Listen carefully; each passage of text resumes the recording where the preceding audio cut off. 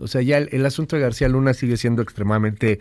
de la clase muy círculo rojo, muy politizado, muy elite. Quien fue a marchar, pues no era pro García Luna, era la clase media. Era la clase media alta también,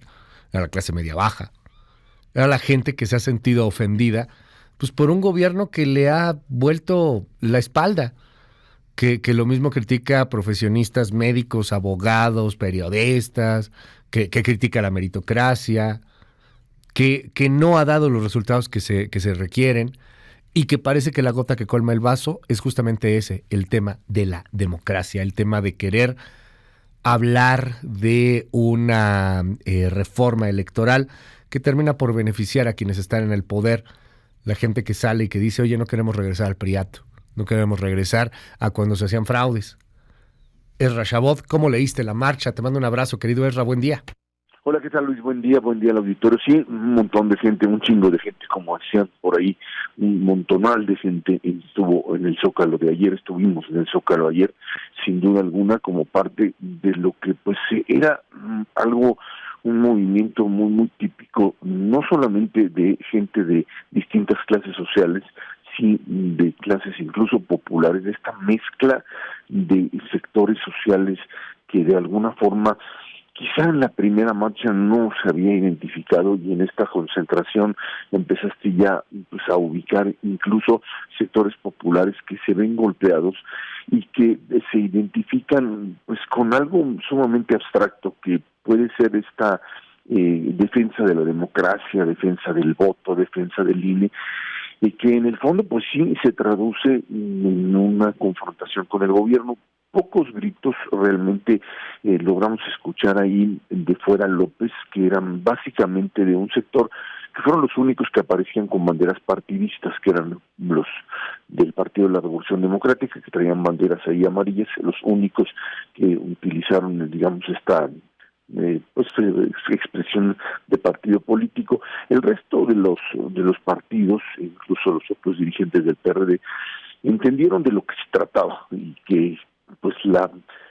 expresión partidaria y partidaria de la oposición fundamentalmente pues se ha visto desacreditada. Llámale García Luna, llámale como quieras, pero los partidos políticos entendieron que tenían que ser vehículo sin duda alguna de movilización, porque seguramente ahí estuvieron, no con camiones ni acarreos que por lo menos se hayan visto directamente, pero sí con la presencia de pues ellos y sus militantes, que entendieron que pues la estructura partidaria no era o no es el centro de lo que podría ser una movilización de grandes magnitudes. Y bueno, pues se ubicaron, digamos, en lo que podríamos llamar partes no centrales de la propia concentración, pero que de una u otra manera, porque ahí estuvieron todos, desde Alito y compañía, que los de uno pues se veían mal, pero la verdad es que frente a eso también pues estaba la propia figura de Woldenberg y estaban muchos otros que como ciudadanos manifestaron lo que veían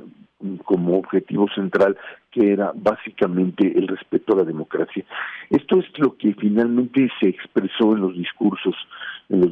propios, tanto de Beatriz Pajés como de Cosío. Beatriz Pajés dando un paso adelante en algo que creo que comentábamos por ahí el jueves pasado, Luis, esta idea de que esta concentración o estas concentraciones iban a generar, por un lado, es cierto, esta idea de defensa del voto y de rechazo a la reforma energética, a la reforma electoral, y que de alguna forma lo que se lograba en esta con este discurso era iniciar una campaña político-electoral. Eso fue lo que Beatriz Pajés planteó abiertamente, es la necesidad de traspasar el ámbito de la defensa de la democracia para hablar de un bloque único que pudiese enfrentar a lo que denominó como el populismo y la regresión en el propio sistema. Algo que de alguna manera daba el banderazo de salida a lo que pues se tendría que perfilar desde estas concentraciones, que es un modelo de aglutinamiento de la oposición en torno a una opción política que pudiese confrontar a Morena en el 24, y lo dijo explícitamente. Ese fue el primer discurso, quizá debió haber sido el segundo, pero así fue como lo plantearon. El primero, lo que debió haber sido, fue lo que Cosío planteó. Se fue una pieza maestra de defensa jurídica de lo que pues ha sido la transición democrática mexicana, lo que la Constitución plantea, y la aberración jurídica de una reforma electoral que de una manera clara va en contra de la Constitución y que restringe claramente el funcionamiento del sistema político mexicano en esa línea. Creo que en ese sentido lo que quedó claro es que esto es un movimiento que va creciendo, o sea, este es un movimiento que crece, que tiene capacidad de ir aumentando significativamente. El presidente en su respuesta el día de hoy, lo escucharemos, pero tendría que ir palpando que esta idea de ir y asociarlos, como el propio Delgado hace, se trata de una farsa y se trata de los herederos de García Luna y los defensores del mismo, cometerían un error de cálculo en estar despreciando, minimizando lo que esto se trata. Si creen que, por un lado, ligándolos al tema García Luna, que insistiría, creo que el día de ayer la propia ciudadanía demostró que tiene capacidad, o que este movimiento tendría capacidad de separarse de ese tema como si fuese un tema al cual estarían sometidos necesariamente, sin posibilidad alguna de separarse, y el gobierno tendría que entender que habría que responder de una forma mucho más inteligente ya a este tipo de movimientos que hoy ya se manifiestan no solo aquí, no solo en el extranjero en términos de la movilización, sino de las respuestas que ya se dan en medios de comunicación de alto nivel y que un día y otro aumentan de forma significativa, Luis. Esto puede seguir creciendo y puede ser una ola que, así como en el 88 Cuauhtémoc Cárdenas la inició con manifestaciones pequeñas y fueron creciendo en un periodo relativamente corto, estamos todavía un poco más de un año de la elección del 24 y esto va creciendo de forma significativa. Que la oposición lo sepa aceptar, lo sepa conducir, lo sepa canalizar de forma correcta, está por verse.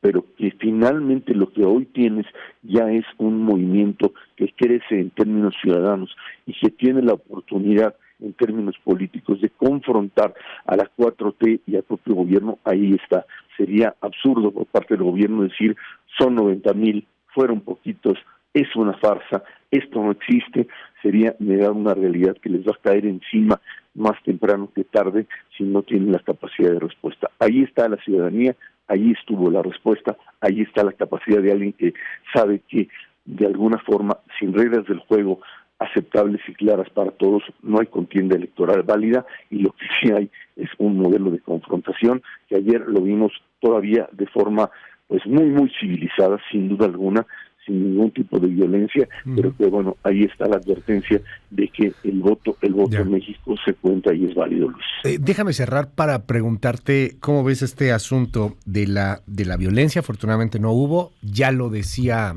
hace una semana Lorenzo Córdoba, esto puede despertar un México bronco, un México muy bravo, y ayer en los discursos, particularmente en el de Beatriz Pajés, me brinca cuando se habla de un fraude. Hoy, Esra, vemos la mayor parte de las encuestas. No veo yo una encuesta seria donde no tengas una 4T al frente, particularmente una Claudia Sheinbaum al frente, pero empiezo a ver también con más y más fuerza la visión de muchos opositores de pensar que les van a hacer un fraude, que en el 2024, si gana Sheinbaum, si gana la 4T, ganó por fraude. Y a mí me parece muy riesgoso porque se me hace una copia de Bolsonaro, se me hace una copia de Trump, se me hace una copia de esto que hemos estado viendo en el mundo cuando la gente empieza a negar los resultados. ¿Cómo ves ese asunto, ese riesgo? ¿Hay una chispa para que esto termine a catorrazos? Espero que no suceda, pero ¿qué ves tú? Esto es producto de la reforma electoral. Si las condiciones de la reforma electoral son rechazadas ahora por la Corte, y nos manejamos en una contienda electoral con las leyes actuales, con la Constitución como está, con el INE como está, la oposición no tendrá argumento para negar un eventual triunfo de Sheinbaum o de Morena. No habrá. El tema de fraude electoral del que hablaba ayer Beatriz Pajés está relacionado fundamentalmente con el desmantelamiento del INE y la imposición de reglas del juego que son básicamente mecanismos de control gubernamental. Si nos mantenemos en la misma línea, si mantenemos el mismo sistema de reglas del juego que hoy conocemos, si sacamos los consejeros electorales finalmente con el consenso y la aceptación de los partidos políticos, en ese contexto, la oposición no tendrá argumento alguno para, en un 2024, en donde eventualmente Morena gane, argumentar ningún tipo de fraude electoral. No habrá violencia, no habrá más que aceptar un resultado en función de esa realidad. Si es que eso sucede, Luis. Si por el contrario se revienta finalmente al propio instituto, se controla el Consejo General, se imponen mecanismos de control de conteo y organización de elecciones por parte del propio gobierno, tanto aquí como en el extranjero, etcétera, etcétera. En ese sentido, ahí está el choque de trenes, ahí está la violencia. Es decir, si no hay un mecanismo de consenso sobre cómo, si no hay un árbitro aceptado por todos sobre cómo contender en la elección, claro, el tema del desconocimiento de la elección está ahí presente, sin duda alguna, y la posibilidad de la violencia también, Luis. Gracias, Ezra Chabot, te mando un gran abrazo y te seguimos en @ZChabot. Muy buenos días. Gracias, Luis, buen día a todos.